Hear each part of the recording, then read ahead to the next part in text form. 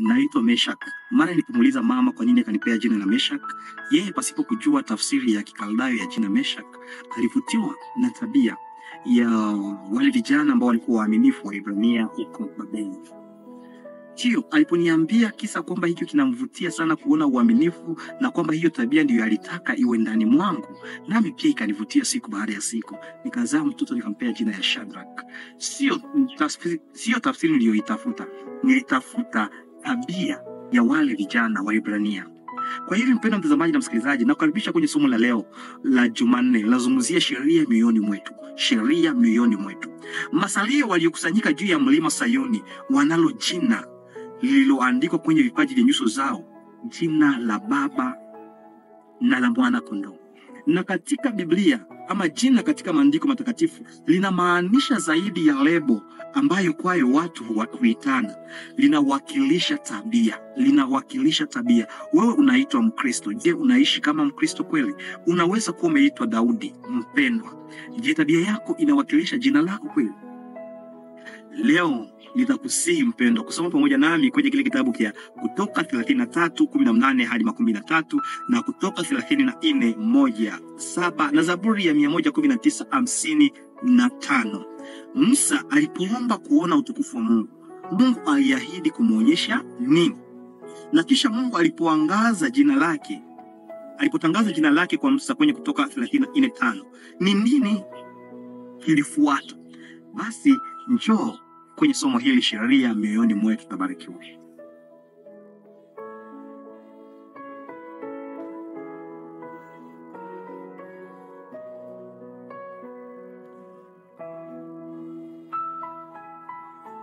Rafiki mpendwa, kile ambacho Musa alimuuliza Mungu, alimuomba Mungu amuonyeshe utukufu.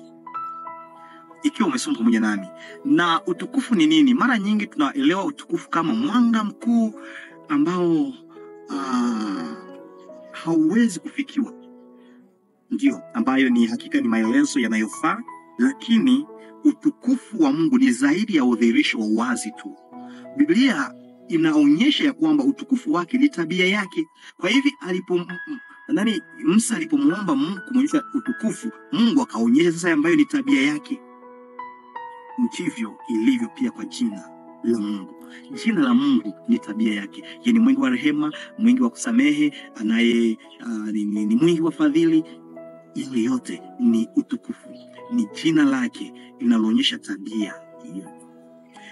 Biblia inaendelea kuzungumza kwenye kitabu kile cha Ufunuo 14 kwamba wale watakaokaa kwenye mlima Sayuni wana jina la Mungu kwenye vipaji vya uso yao. Maana yake sio kwamba kunaandikwa tu Yehova, lakini ina maana ya kuonyesha kwamba ndani mwao Mungu ndiye yuko ndani mwao. Wana tabia ya kimungu. Karakteri ya Mungu ndiyo yuko ndani mwao. Kumbuka hata katika hiyo kisa ambayo tunakizungumzia kwenye Kutoka 34, wakati Musa anamuomba Mungu, anasema Mungu, nataka unionyeshe utukufu wako. Mungu anamuonyesha tabia yake, na baadaye nini kinatokea? Mungu anampatia tena amri 10 za Mungu. Kwa hivyo kumbuka, hao wana wa Israeli wakapokea tena amri 10 za Mungu. Na kwenye kitabu cha Ufunuo 14 inasemeka kwamba waaminifu watakaoenda mbinguni ni wale wanaoshika amri 10 za Mungu na imani ya Yesu Kristo. Ndio, ni lazima sheria ya Mungu ibaki ndani ya moyo wangu. Tabia yake iwe ndani ya moyo wangu. Waebrania sura yake ni ya 10:16-17. Neno la Mungu linasema kwamba Mungu ameahidi, linasema hili ni agano nitakaloagana nao baada ya siku zile, anena Bwana. Nitatia sheria zangu mioyoni mwao, na katika nia zao nitaziandika. Dhambi zao na uasi wao sitaukumbuka tena kabisa. Mungu anaahidi kuweka amri 10 ama tabia yake katika moyo wako. Je, unaishije? Je, unaishi kulingana na kanuni za Mungu kweli?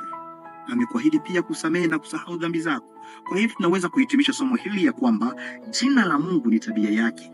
Sheria yake ya maadili ni nakala ya tabia yake. Na wale ambao wamekusanyika juu ya kilima kitakatifu cha Mungu katika siku za mwisho wanajazwa na upendo kwa Mungu, upendo unaodhihirishwa kwa utii kwa sheria yake.